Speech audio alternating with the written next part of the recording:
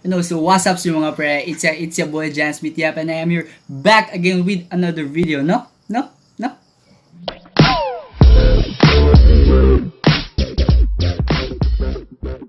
Medyo maayos po yung buhok natin ngayon mga pre, no? Dahil naglagay ako ng wax, no? Dahil hindi ako naligo. So mga pre, in this video, mga pre, tonight, mga pre, I'm gonna be sharing to you some of my tips, mga pre. But before all of that, as a student, mga pre, we as students, mga pre, tayo mga estudyante, we come across a lot of struggles, mga pre. No? And one of these struggles, mga pre, na ating pagdadaanan tuwing pag-estudyante tayo, ay yung mga exams, no?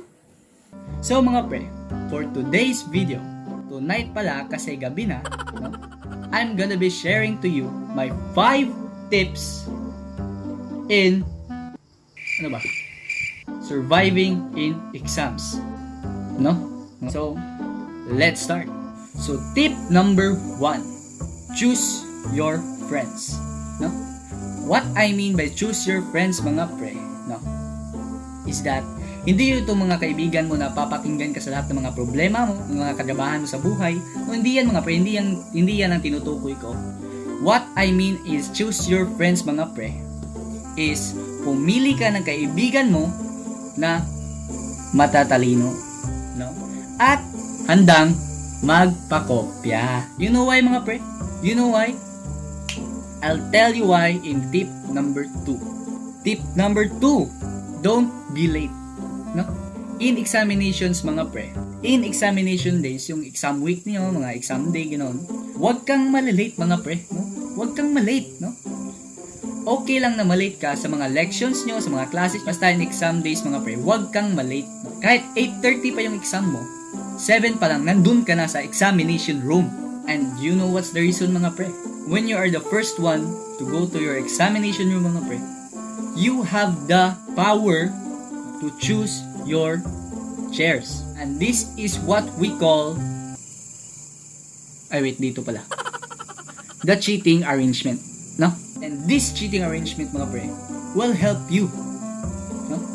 Will help you throughout the examinations. Lalo na kapag So this is the plan, mga pre. Tip number 2, don't be late, no? Ikaw yung nauna sa room nyo. And example, maglagay tayo ng table dyan, table. Maglagay tayo ng table. Kunwari, ito yung teacher's table nyo, no? Yung nasa front row, mga pre, ang uupo dyan ay yung mga matatalino, no? Tandaan mo, matatalino lang yung mga uupo dyan, no? The smart ones, mga pre. Dahil ikaw, bobo ka, huwag ka dyang umupo, okay? Dahil bobo ka at wala kang alam, dito ka sa likod, no? And dito mo magagamit yung tip number 1, no? So choose your friends, mga pre. Dahil bobo ka, ikaw yung nasa gitna, sa likod, mga pre. At yung mga kaibigan mo, no, na mga matatalino, the smart ones na kaibigan mo na handang magpakopya, itabi mo, no? Itabi mo, mga pre. Nasa harap, nasa right, nasa left, at nasa likod. For more chances of kopyahin, mga pre, no? Dahil you know why, mga pre? I'll share to you lang, mga pre. Story time. There was one time, mga pre, no, na during examinations, no, I was late. I was really late, mga pre. And I was about 10 minutes late or 20 minutes late. So, no, nung dumating na ako sa examination room, alam mo kung saan yung bakante? Naupuan. Sa harap. No? Sa harap. At ako, pre, na dahil bobo ako at hindi ako nag-study, tapos nasa harap ako umupo, wala akong sagot, no? Don't be like me, mga pre. Don't be late. Naset na, mga pre. May kaibigan ka na matatalino. May cheating arrangement na kayo. So, we'll proceed to tip number 3. Learn sign language. Dahil okay na yung plano, mga pre, may cheating arrangement na kayo, may kaibigan ka ng handang magpakopya, all you need to do is paano nyo ipasa yung mga sagot. So this is the sign language. Nakita nyo ba yung movie na The Bad Geniuses, no? Yung nagpipiano sila nung mga keys like A, B, C, D. gagayahin natin yun mga pre. But hindi tayo magpe-piano dahil bobo tayo at wala tayong alam dyan sa piano. Mag-simple sign language lang tayo, okay? So mga pre, ito yung mga sign language na ginagamit namin sa room. Letter A, B, C, D.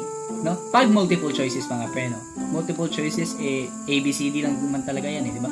And pag number naman mga pre, no? Ito yung number 1, 2, 3, 4, 5, 6, 7, 8, 9, 10. Tsaka 0, no? 0, 0, 0, 0. Understand? At okay na mga pre, no? May kaibigan ka ng matalino, handa nang magpakopya, may cheating arrangement na kayo, marunong na kayong mag-share ng inyong mga answers, no? Dahil may sign language na kayo, okay na lahat. We'll proceed to tip number 4. Have enough sleep. No mga pre? Have enough sleep mga pre. You know why mga pre? You know why? I'll tell you why. Dahil bobo ka naman mga pre, kahit magpuyat ka pa mag-aral dyan, bobo ka pa din. Hindi ka mag-aral, bobo! Mag-aral ka, bobo! Kaya huwag ka nang mag-aral. Tangina ka, okay? Life hacks mga pre, no? Di bali ng bagsak, at least fresh. Just like me. Diba? And the reason for mga pre, that you need to have enough sleep is para alerto ka. No mga pre, no? Alerto ko, you have alert, no? You alert. Yung kumukopya ka na, noon may sign language kayo dun. Tapos dahil alert ka, nakita mo teacher sa harap na, uy, tumayo na siya. So, may excuses ka na, sakit yung ulo ko. Ganun ka din mga pre, no? Ganun ka din. At have enough sleep mga pre, no? So, okay na yung mga pre.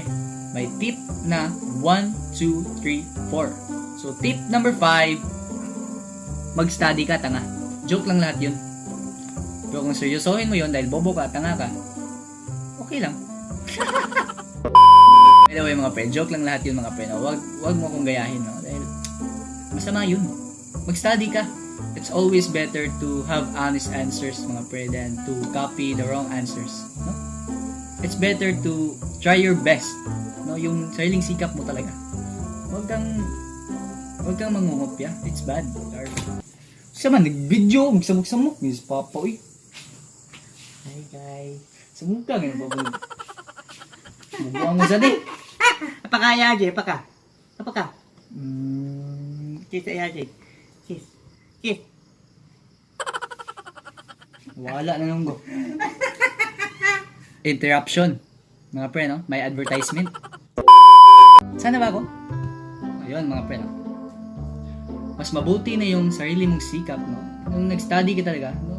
You feel iba talaga yung feeling na pinaghirapan mo talaga eh. Yung sariling sikap mo talaga mga pre, then take it for granted lang, no? So, study talaga mga pre, it's the best option, no? Study, pray, ganun. Huwag mong sundan yung tip 1, 2, 3, 4. Kung bobo ka, sundan mo yun. Kung desperado ka na talaga mga pre, no? Just like me. Joke lang mga pre.